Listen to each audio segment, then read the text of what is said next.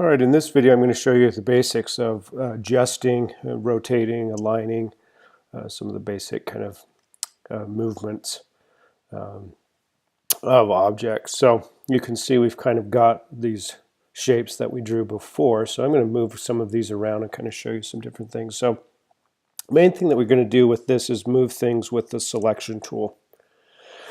So that is done just by simply selecting an object. You click on it and you'll notice it creates these bounding boxes, and then we can move it around. So you can see that just clicking on the object lets us move it. So it creates a pretty simple way of moving things.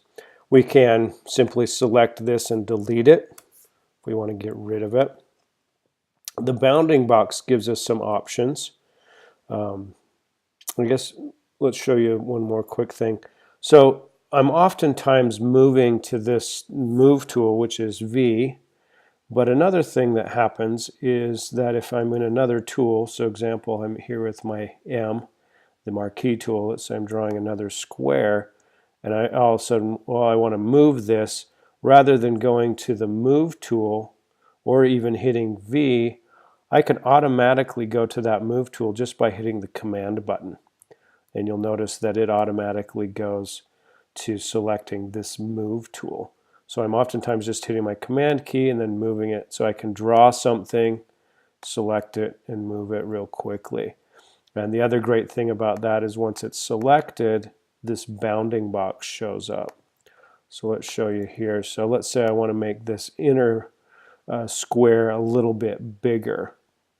So automatically you can see that this bounding box allows me to adjust the height, or in this case the width, or I can just grab this corner and reconfigure this. Now if I hold shift down, it will allow this to move in proportion, so it maintains the integrity of that object.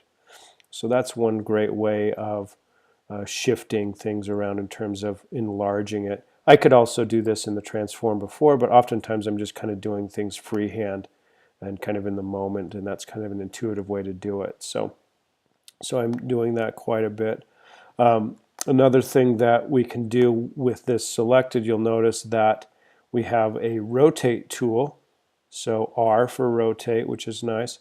And what that does is it allows us to rotate the object as ever we want. And you'll notice that it has a this little symbol here, which is our kind of our anchor point where it's going to rotate around.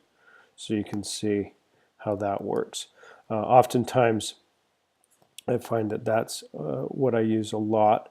I also seem to like to lock that down in terms of the rotation. So if I hold my own shift, you can see this is rotating in a nice tight angle. We could also double click on that and place that rotation. So you'll notice that now it's rotating it around that point if we wanted to do that. The other thing, if we were to double click, it gives us an actual angle that we could do, and you can see where that preview is in terms of how that rotates. So if there's a precise angle that you want to do, you can do that as well. So that rotate is one that I use a lot. Another one that we can use a lot is, go back to that scale option. You can see that this is our scale tool. So that also gives us an option if we double click on it. It gives us a proportion. We can do it uniform, which will lock down both the height and the width. So I can do it by a percentage. So let's say I just want to drop that by 80%. You can kind of see the preview of what that will look like, a before and after before you do it. I can just do that. Or we could, again, just use that scale tool. But I find that bounding box so easy just to scale things. Unless I needed a precise size, again, we can kind of match that, or a certain percentage.